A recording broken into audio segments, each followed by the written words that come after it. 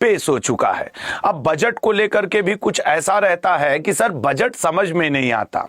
Budget मैं आपको समझाऊंगा, लेकिन उससे पहले अपने रात के जो मैंने कुछ वादे किए थे उसको भी, जिन लोगों को भी कल रात में किसी भी वजह से मेरा फ्री बैच नहीं मिल पाया था, वो आज इस सेशन में मैं करवा दूंगा। हालांकि कल रात में फिर ऐप चलने लगा था और बहुत सारे स्टूडेंट ने लिया, मैंने बैच के लिए शॉर्ट्स भी बना करके डाला था।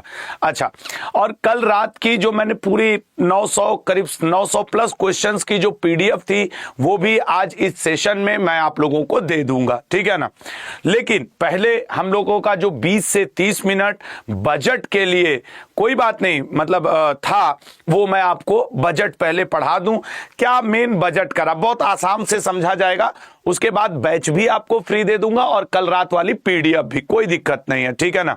मैं जानता हूं बहुत सारे लोगों को मिल गया है लल्ला, लेकिन फिर भी देखो जैसे एक आध दो बच्चे हैं जिनको नहीं मिला, तो वो भी तो अपने भाई हैं, दोस्त हैं, बहन हैं, उनको भी मिलना चाहिए, ठीक है ना। चलो तो पहले बजट पे आ जाए हम लोग। देखो, कल निर्मला सीतारमण जी ने 1 फरवरी 2025 को दोपहर में 11 बजे अपने 77 मिनट लंबे भाषण में बजट पेश किया। हालांकि अगर शब्दों के लिहाज से देखा जाए तो 1977 में सबसे छोटा 800 शब्द का भाई पटेल ने बजट भाषण दिया था, और सबसे लंबे भाषण का रिकॉर्ड निर्मला सीतारमण जी के ही नाम है, जिन्होंने 2020 में 2 घंटे 42 मिनट भाषण दिया था। लेकिन इस बार उन्होंने 77 मिनट भाषण दिया। भाषण के दौरान उन्होंने बजट के बहुत सारे हाईलाइट बताए, और उन्हीं हाईलाइट को, क्योंकि हम आप इकोनॉमिस्ट नहीं है, अर्थशास्त्री नहीं है, हम लोगों को आसान भाषा में अपने एग्जाम ओरिएंटेड फैक्ट्स जानने चाहिए जो आम जीवन के लिए और एग्जाम के लिए जरूरी हो। मेरे लिए बजट इतना ही होता है। अब वो भारी भरकम टर्म्स मैं आपको समझाऊं और आप भी परेशान हो, ऐसा मेरा कतई उद्देश्य नहीं है। तो चलिए देखते हैं कि जो कल बजट पेश हुआ उसके हाईलाइट क्या हैं। अब थोड़ा सा ध्यान से, ठीक है ना। और इससे पहले कि मैं बजट की बात करूं, आप सभी को सरस्वती मैया की तरफ से मैं चाहता हूं इस बार कि भैया सरस्वती मैया हम लोग को अपनी तरफ से सिलेक्शन का वरदान दें। उन्हीं की तरफ से कुछ होगा तो होगा। तो सरस्वती माता पूजा की आज आप सभी को हार्दिक बधाई, मुझे भी बधाई, क्योंकि मैं भी उन्हीं का छात्र हूं, आप भी उन्हीं के छात्र हैं। तो एक बार सब लोग सरस्वती मैया की जय तो बोली दो यार, ठीक है ना। सरस्वती मैया की जय। और मैं फिर एक बार बोल दूं कि जिन लोगों को नहीं मिला है बजट का, वो क्या कहते हैं, बैच और कल के रात के पीडीएफ, वो इसके बाद में दे दूंगा। अब जरा पढ़ लो, ठीक है ना। देखते हैं निर्मला सीतारमण जी का बजट।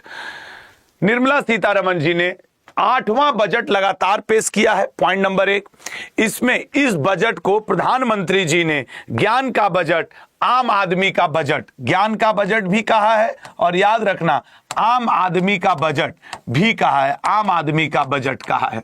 ये प्रधानमंत्री जी ने ज्ञान बजट, आम आदमी का बजट कहा है। बजट 5 मुख्य बातों पे, जब निर्मला सीतारमण जी ने बजट भाषण शुरू किया तो ABCDE करके उन्होंने 5 मुख्य बातों पे फोकस किया। क्या क्या मुख्य बातें हैं वो देखते हैं। 100 जिलों में पीएम धन धान्य कृषि योजना पर फोकस किया जाएगा। अब यह बात हो जाएगा कि पीएम धन धान्य कृषि योजना कितने जिलों में चलेगा। इस बजट का लक्ष्य 5 वर्षों में, मतलब 5 साल के लिए बजट आया है, 6 क्षेत्रों में क्रांतिकारी परिवर्तन करना है।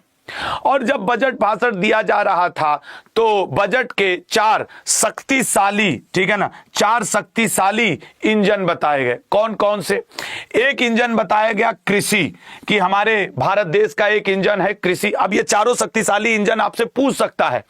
दूसरा पूछा गया MSME, जो माइक्रो स्मॉल इंडस्ट्रीज होती हैं, और निवेश, इन्वेस्ट करने को और निर्यात करने को।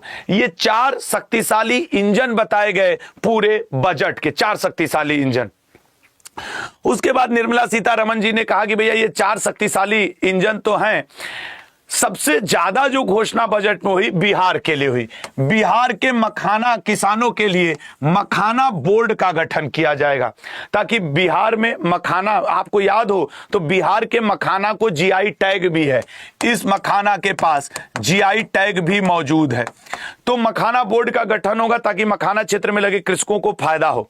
याद रखिएगा, कपास में आत्मनिर्भरता बढ़ाने के लिए 5 साल का मिशन चलाया जाएगा। वहीं दलहन दाल के क्षेत्र में आत्मनिर्भरता बढ़ाने के लिए 6 साल का मिशन चलाया जाएगा। यही छोटा छोटा डेटा आपसे एग्जाम में बजट में पूछता है। और पूर्वी भारत में वैसे भी भारत अब भारत के नाम से अपना खुद का खाद बना रहा है, भारत ब्रांड नेम, ठीक है ना, भारत ब्रांड नेम के अंतर्गत खुद का अपना खाद यूरिया बना रहा है। इसके लिए पूर्वी भारत में यूरिया प्लांट खुलेगा, ठीक है ना मेरे भाई, पूर्वी भारत में यूरिया प्लांट खुलेगा, ये आपको ध्यान रखना होगा। एक सेकेंड इस चेयर को लगा दूं। पूर्वी भारत में यूरिया प्लांट खोला जाएगा। उसके अलावा स्टार्टअप के लिए समय सीमा मतलब के लिए लोन की सीमा 20 करोड़ रुपए की गई है। स्टार्टअप के लिए किसानों की मदद के लिए 5 लाख रुपए हुआ, जो क्रेडिट कार्ड की लिमिट थी। हमारे आपके पिताजी, दादाजी, नानाजी जो किसान होते हैं, उनके लिए किसान क्रेडिट कार्ड का लिमिट 5 लाख रुपया कर दिया गया है। और यह भी कहा गया है ऐसे ऐसे 10 लाख क्रेडिट कार्ड हम लॉन्च करेंगे। सबसे इंपॉर्टेंट अगर इसमें देखा जाए तो ये वाला पॉइंट है कि आपके ये पॉइंट देखिएगा, बिहार में राष्ट्रीय प्रौद्योगिकी उद्यमशीलता संस्थान खोला जाएगा। ये एक अच्छा पॉइंट है, ये एक अच्छा क्वेश्चन बन सकता है कि राष्ट्रीय प्रौद्योगिकी उद्यमिताशीलता कहां पे खोला जाएगा। तो नोट रखिएगा कि बिहार मखाना के लिए कार्य किया जाएगा, यूरिया का प्लांट खोला जाएगा, कपास के लिए 5 साल और दलहन के लिए 6 साल का मिशन चलेगा। आप एक बार ध्यान से देख लीजिए, फिर अभी आप सारे एमसीक्यू भी कर ले जाएंगे। तो national institute of technology entrepreneurship ये कहां पे खोला जाएगा? बिहार में खोला जाएगा। और आपके mission run for cotton, cotton के लिए 5 साल और पल्सेस दलहन के लिए 6 साल का। ठीक है, अगले पॉइंट पे आएंगे। नेक्स्ट देखते हैं, एमएसएमई के लिए जो सीमा है 5 करोड़ से बढ़ाकर 10 करोड़, ठीक है ना, 5 करोड़ से बढ़ा करके 10 करोड़ कर दिया गया है। एमएसएमई के लिए ऋण सीमा 5 करोड़ से अगले 5 सालों में 50,000, मोस्ट इंपॉर्टेंट पॉइंट, अगले 5 साल में 50,000 अटल टिंकरिंग लैब। ये डेटा एग्जाम में पूछ सकता है कि अगले 5 साल में कितने अटल टिंकरिंग लैब खोले जाएंगे, तो 50,000। वहीं भारतीय भाषाओं को, पांडुलिपियों को संरक्षित करने की भी बात की गई है। एक ये नई योजना आई है, ध्यान दीजिएगा, भारतीय भाषा पुस्तक योजना। भारतीय भाषा पुस्तक योजना कंप्लीटली डिजिटल होगी, जिसमें भारत की हर भाषा की पुस्तक किसी भी राज्य के, किसी भी यूनियन टेरिटरी के व्यक्ति को पढ़ने के लिए उपलब्ध होगी।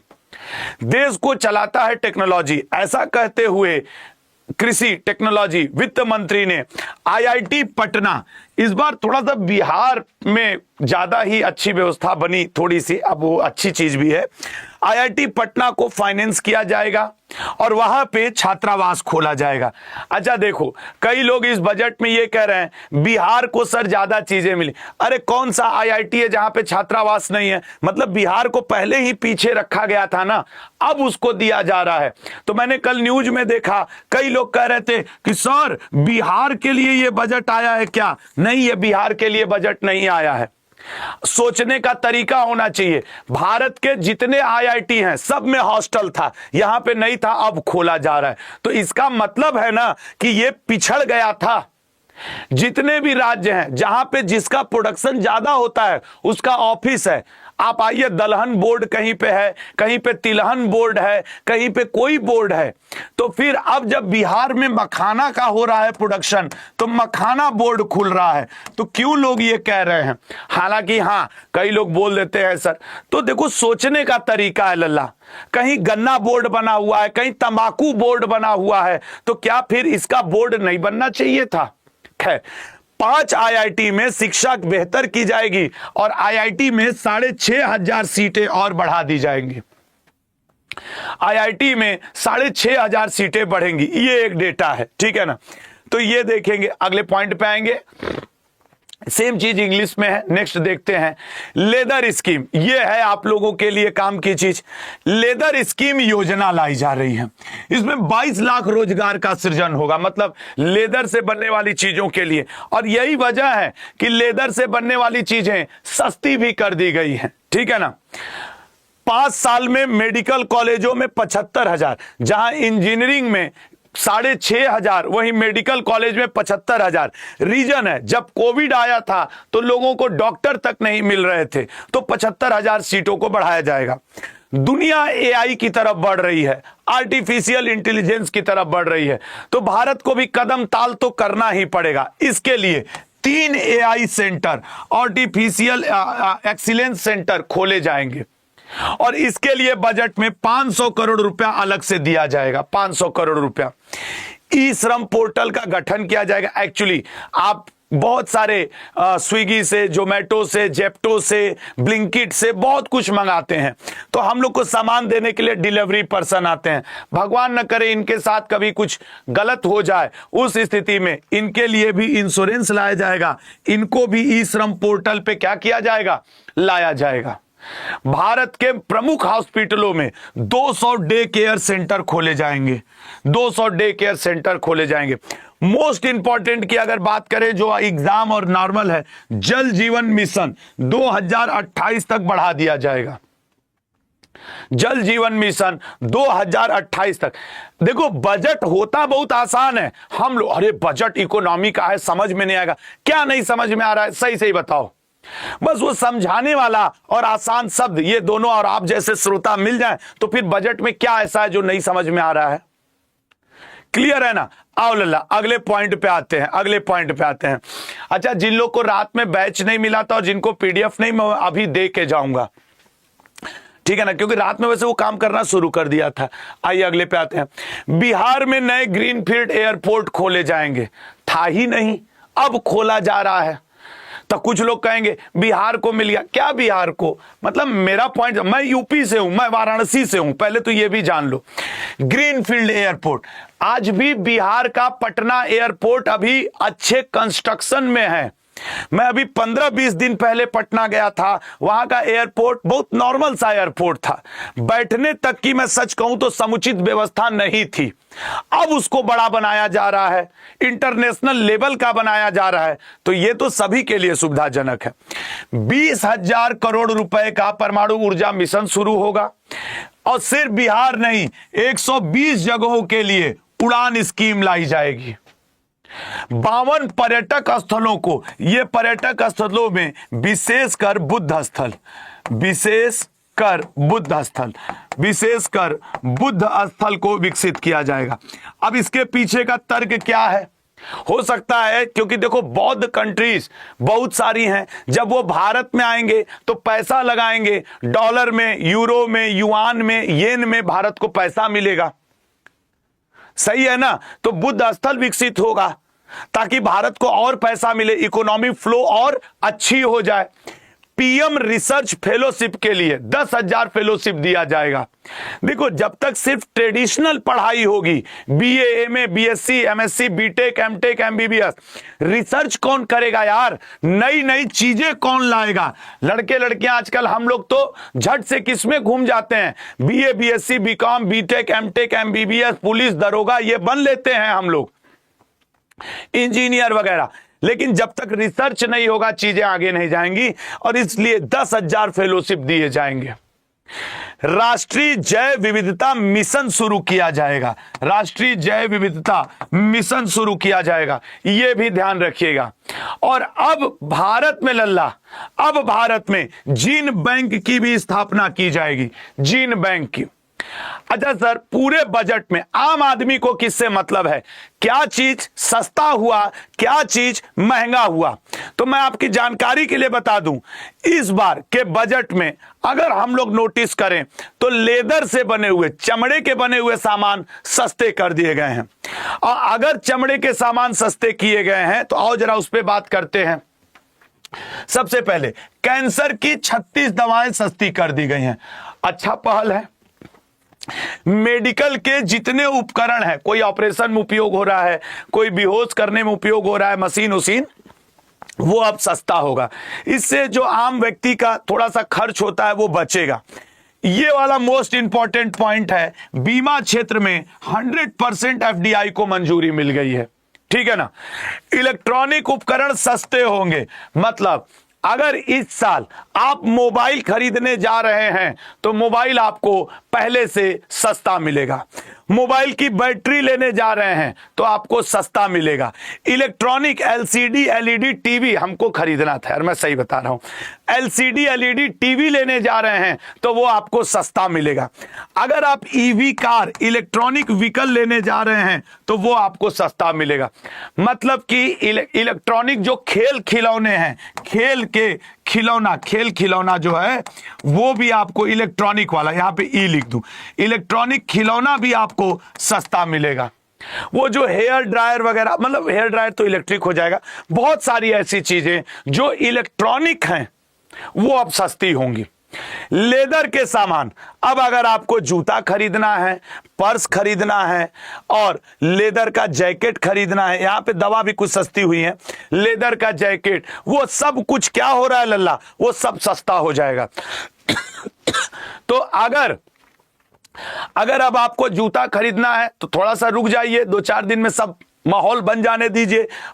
चमड़े का जैकेट अगले जाड़ा के लिए खरीद के रखना है, अब अहिए से खरीद के रख लीजिए। हालांकि अब तो अगली बार फरवरी मार्च में बजट आएगा तो आपका काम हो जाएगा, ठीक है ना। तो जितने इलेक्ट्रॉनिक चीज हैं, इससे आम आदमी, हम लोग जैसे, आप लोग जैसे लोगों को राहत मिलेगी। हम लोग क्या खरीदते हैं, मोबाइल खरीदते हैं, टीवी खरीदते हैं, कार खरीदते हैं, मोबाइल का चार्जर, यही सब ना। एक मिडिल क्लास व्यक्ति के लिए यही चीजें चाहिए, ठीक है, हो गया। अच्छा, ऊपर से मिडिल क्लास फैमिली को और क्या चाहिए होता है सर पैसा बचे। एजुकेशन में इतना टैक्स तो हम लोग पहले ही से दे रहे हैं, जीएसटी दे रहे हैं, ये दे रहे हैं, वो दे रहे हैं। तो आइए जरा देखते हैं, टैक्स की बात कर लेते हैं कि सर टैक्स में, अच्छा बताओ, बजट नहीं समझ में आ रहा है। ये एफडीआई क्या है लल्ला? Foreign direct investment. एक लड़का पूछा सर एफडीआई क्या है? विदेशी लोग बीमा सेक्टर में 100% पैसा लगा देंगे बेटा, लगा सकते हैं। ये बात है कि अब बीमा उमा वाला जो नहीं होता है, क्योंकि बुजुर्गों के लिए बीमा राशि सस्ती की गई है, कंपनियों को बोला गया। अच्छा, अब देखो जरा टैक्स, हालांकि मुझे पता है आपको टैक्स से कोई मतलब नहीं है, तो मोटे तौर पे एक बात जान लो, नया वाला स्लैब ये है, 12 लाख रुपए तक कोई टैक्स नहीं है। भगवान करे मेरा ये लेक्चर देखने वाला मिनिमम कम से कम तो 12 लाख रुपया कमाए ही। मैं तो चाहूंगा कि आप करोड़ों कमाएं और टैक्स भरें। 12 लाख तक आप क्यों, भगवान करे, मां सरस्वती करें कि मेरे जबान पे सरस्वती विराजमान हो और आप लोग इस सब टैक्स स्लैब से ऊपर निकल जाएं, बोले कि कितना टैक्स देना है बताओ ना। लेकिन फिलहाल मेरे लल्ला, मेरे भाई, मेरे दोस्त, मुझे जितने लोग सुन रहे हैं, 12 लाख रुपए तक कोई टैक्स नहीं है, 12 लाख रुपए तक। तो ये बहुत क्लियर है। तो फिलहाल ये बजट के कुछ हाईलाइट थे, ठीक है ना। अब तो रिचार्ज भी सस्ता किया गया है, मोबाइल का रिचार्ज, कूपन ऊपन व्यवस्था फिर से वापस आ रहा है, रिचार्ज भी। अच्छा, अब उसके बाद अब थोड़ा सा हम लोग बजट के क्वेश्चन कर लें, ठीक है ना। बजट के क्वेश्चन कर लेते हैं, फिर आगे बढ़ेंगे। आइए, वित्त मंत्री निर्मला सीतारमण जी ने कौन सी बार पेश किया बजट, बताइएगा कौन सी बार बजट पेश किया है? सर 8वीं बार लगातार बजट पेश किया है, 8 टाइम। प्रधानमंत्री ने बजट 2024 को किस नाम से संबोधित किया है? ज्ञान का बजट या फिर आम आदमी का बजट, ठीक है ना। सी ऑप्शन, ज्ञान का बजट या आम आदमी का बजट इसको संबोधित किया है। पीएम धन धान्य कृषि योजना कितने जिलों में लागू की जाएगी? तो पीएम धन धान्य कृषि योजना भारत के 100 जिलों में लागू की जाएगी। ये 15-20 MCQ कर लोगे ना, काम हो गया बजट का आपके लिए। बजट 2024 का लक्ष्य कितने वर्षों में 6 क्षेत्रों में सुधार करना? बजट आता ही 5 साल के लिए है, तो कितने वर्षों में? सर 5 वर्षों में 6 क्षेत्रों में सुधार करना है। अगला, बजट 2024 के 4 शक्तिशाली इंजन कौन से हैं?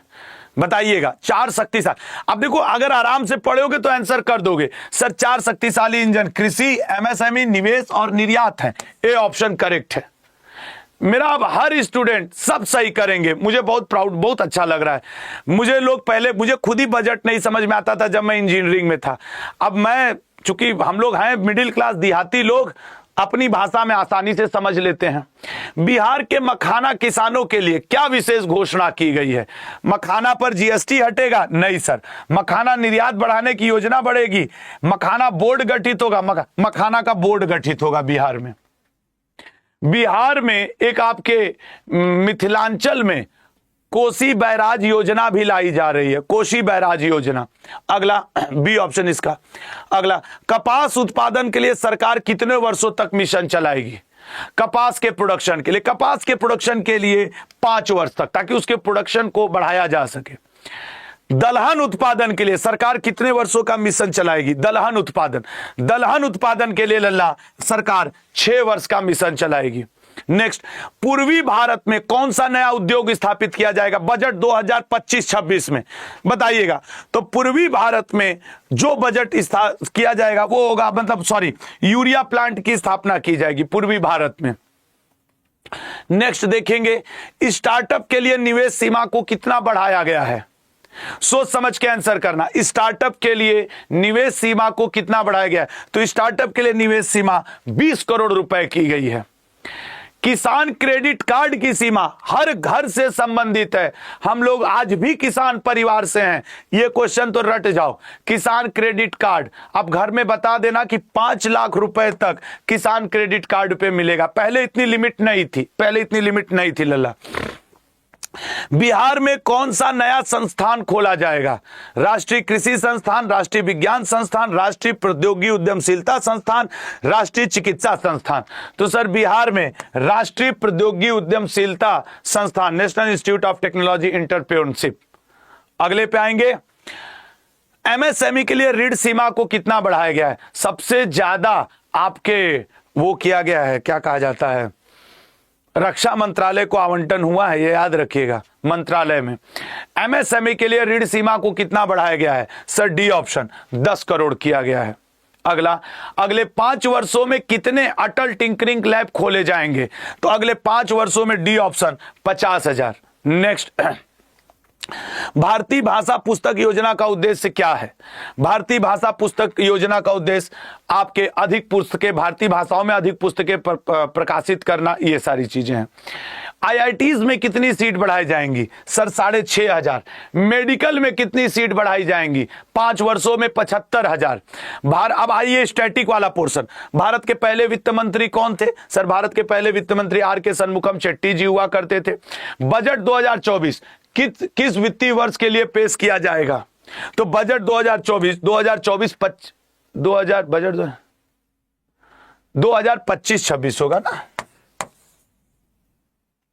अच्छा ये 24 यहां पे 25 कर लो, 25-26 के लिए हुआ है, ठीक है ना, 25-26 के लिए। अगला हमेशा देखा जाता है 25-26। मैं आप लोगों के लिए यहां पे कल के पीडीएफ की लिंक लगवा रहा हूं, और सुनो ना, डिस्क्रिप्शन बॉक्स में वो बैच फ्री वाली भी लिंक लगा देना, ठीक है ना। पहले पीडीएफ की लिंक लगा दो जल्दी से जाओ। बजट शब्द का अर्थ क्या होता है? चमड़े का थैला। कल रात में जो मैंने क्लास ली थी उसके पीडीएफ की लिंक अभी चैट बॉक्स में लगवा रहा हूं, सब लोग डाउनलोड कर लीजिएगा। बजट शब्द की उत्पत्ति किस भाषा से हुई है? सर बजट शब्द की उत्पत्ति फ्रेंच लैंग्वेज से हुई है। अगले पॉइंट पे, भारतीय बजट व्यवस्था का जनक किसे कहा जाता है? भारतीय बजट व्यवस्था का जनक जेम्स विल्सन को कहा जाता है। भारतीयों पर पहली बार आयकर किसके समय लगा था? कैनिंग के समय 1858 में लगा था। 500 रुपया वार्षिक कमाने वालों के ऊपर आयकर लगाया गया था। अगला देखेंगे, भारत का पहला बजट कब पेश किया गया था? ए ऑप्शन 7 अप्रैल 1860 को। नेक्स्ट, भारत का पहला बजट किसने पेश किया था? सर जेम्स विल्सन ने किया था। अगला, स्वतंत्र भारत का पहला बजट आर.के. शनमुखम चेट्टी ने कब पेश किया? तो आर.के. शनमुखम चेट्टी ने 26 नवंबर 1960। 5 क्वेश्चन और बचे हैं, जल्दी से कर लो 5-6। स्वतंत्र भारत का पहला बजट किसने पेश किया? स्वतंत्र भारत का पहला बजट आर.के. शनमुखम चेट्टी ने पेश किया था। अगला, बस 5-7 क्वेश्चन और, फिर मैं वो बता रहा हूं। गणतंत्र भारत का पहला बजट किसने पेश किया था? बहुत इंपॉर्टेंट है। गणतंत्र भारत का पहला बजट 28 फरवरी 1950 को, ठीक है ना। अगले पे आएंगे, गणतंत्र भारत का, अच्छा ये तो हो गया डी ऑप्शन, जान मत आई। नेक्स्ट, किस वर्ष से आम बजट को सुबह 11 बजे से पेश किया जाने लगा? सर पेश किया जाने लगा 1999 से। आम बजट को 11 बजे पेश करने की शुरुआत किसके द्वारा की गई? आम बजट को 11 बजे पेश करने की शुरुआत यशवंत सिन्हा जी के द्वारा की गई। किस वर्ष से बजट को हिंदी में छापा जाने लगा? बजट को हिंदी में छापा जाने लगा 1956 से। ठीक है, निम्न में से किस वित्त मंत्री ने पहली बार हिंदी में बजट पेश किया था? तो पहली बार हिंदी ने बजट पेश किया था सीडी देशमुख जी ने। अब ये कितने इंपॉर्टेंट क्वेश्चन है। अच्छा, अब आप देखिए कल रात के क्वेश्चंस की पीडीएफ की लिंक लगी हुई है, वो पहले आप देख लें, सब लोग डाउनलोड कर लो। और हां, आपके लिए जो मैंने कल रात में बैच फ्री किया था, वो बैच आप सभी के लिए ये पढ़ाते समय इस पूरे क्लास की जो पीडीएफ है वो आपको कहां, उस पीडीएफ लिंक में मिल जाएगी। 1000 क्वेश्चंस की पीडीएफ है, डाउनलोड कर लीजिए। साथ ही साथ अगर आप नोटिस करें एसएससी अड्डा के ऊपर जाइए। एसएससी अड्डा जो मैंने कल लेक्चर लिया था, हालांकि इसके भी डिस्क्रिप्शन बॉक्स में, और जो मैंने कल लेक्चर लिया था, ये मैंने कल लेक्चर लिया था ना, याद रखिएगा एक चीज, ये जो मैंने कल लेक्चर लिया था आपके लिए, उसके डिस्क्रिप्शन बॉक्स में भी मैंने क्या किया है, आपके लिए जीके जीएस कैप्सूल बैच को यहां पे उसकी लिंक लगी है। ये फ्री है, यूज करिएगा, कोड फ्री। इस पे क्लिक करोगे, जिसको जिसको कल by the way free batch नहीं मिला था, यहां पे देखो इसी लेक्चर के नीचे हम लोगों का ये फ्री है। यहां पे जाना आप, और यहां पे जाकर के मोर ऑफर पे क्लिक कर देना, कूपन कोड लगा देना, क्या, फ्री। ठीक है ना, कूपन कोड लगा देना आप FREE फ्री, अप्लाई कर देना। ये 0 रुपीज का हो गया, ले लेना। कल वादा किया था ना, बहुत सारे लोगों को नहीं मिला था ना, तो आज इसको ले लेना, आज भी ये फ्री है आपके लिए। ठीक है ना, लेकिन किस लेक्चर में जाओगे, तो वही आपका जो हम लोगों का मैराथन वाला है, जो हमने मैराथन लिया था। और हां, आज शाम को मेरे और अतुल सर के बीच में यहां पे आप देखोगे कि हम दोनों दोस्त मिल करके क्या कर रहे हैं। यहां पे देखो ये इवेंट आज शाम को 6 बजे, ये हम लोगों का महादंगल, मतलब आज संडे को ऐसा नहीं है, पेपर है आपका, तो आज शाम को 6 बजे हम लोग महादंगल, महामुकालब। जी सर, कुछ कहना चाह रहे हैं सर? हां, महादंगल का ये है, ठीक है ना। तो ये, और अगर आप अपने तैयारियों को और स्ट्रांग करना चाह रहे हैं तो क्या करेंगे आप, आज अड्डा के ऐप पर 9 बजे, आज सुबह 9 बजे, आज सुबह 9 AM पर ऑल इंडिया टेस्ट होने जा रहा है अड्डा के ऐप पर, जो कि फ्री होगा। प्लीज इसको अटेम्प्ट करिएगा, मत अब से आधे घंटे में नाश्ता उस्ता करके अटेम्प्ट करना। और शाम को 6 बजे, आज 2 फरवरी है सर, और शाम को 6 बजे, करेक्ट 6 बजे शाम, 6 बजे शाम में हम लोग किस में मिलने वाले हैं लल्ला? हम लोग मिलने वाले हैं इस क्लास में, ठीक है ना। तो सबको बैच फ्री मिल गया कि नहीं, पहले मुझे ये बताओ। पीडीएफ कल रात की सबको मिली कि नहीं, बताओ, ठीक है ना। बजट की भी पीडीएफ दे देंगे, सबको पीडीएफ की लिंक मिल गई। देखो चैट बॉक्स में चल रहा है, मैं एक बार फिर से आपको दिखा दूं। ये देखो जहां पे मैं लेक्चर ले रहा हूं, ये बजट वाला मैं लेक्चर ले रहा हूं।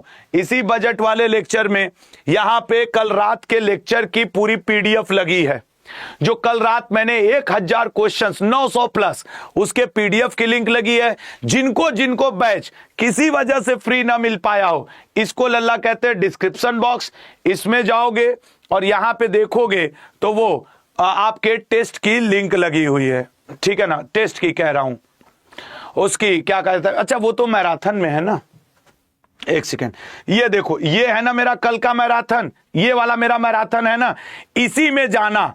इसमें जाओगे तो आपको क्या मिल जाएगा, यहां पे उसका लिंक मिल जाएगा। ये देखो, वरदान GK GS capsule batch, use code free, ये हो जाएगा आपके लिए फ्री, ठीक है ना।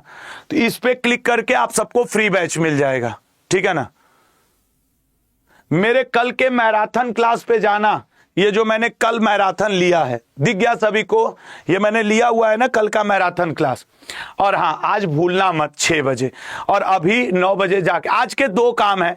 9 बजे सुबह आपको ऑल इंडिया मॉक अटेम्प्ट करना है और शाम को 6 बजे इसमें आना है। 2 काम बस मैंने बताया, 9 बजे सुबह टेस्ट और ऑल इंडिया मॉक। तो आज के लिए इतना ही। सब लोग इसकी पीडीएफ वहां से डाउनलोड कर लीजिए जहां पे ये लेक्चर चल रहा है। देखो ये पीडीएफ की लिंक लगी है, डाउनलोड कर लो, ठीक है ना? ये देखो। अच्छा, ये आप देखो टेस्ट की लिंक भी लग गई, जिस 9 बजे के टेस्ट की लिंक लग गई है, ये 9 बजे के टेस्ट की लिंक। तो सब लोग आज, जितने कामयाब बैच वाले हैं, सब लोग आज जाके इस पे टेस्ट दीजिएगा। तो आज के लिए इतना ही, मिल जाएगा। और जो मैंने अपना बैच फ्री किया था उसके साथ आपको 156 टेस्ट सीरीज फ्री मिली है। 15 नहीं, 156 टेस्ट फ्री दिया हूं, ठीक है ना? उसमें रेलवे के लिए भी है, एसएससी के लिए। इसीलिए मैंने 156 किया, बोला था मैंने 15 देने को, दिया 156 हूं। 1 ई बुक नहीं, 4 ई बुक फ्री दिया हूं उस बैच में मैंने। आपको कहिए एक बार और दिखा ही दूं। ये देखो, यही है ना मेरा कल का लेक्चर, ये उठाइए।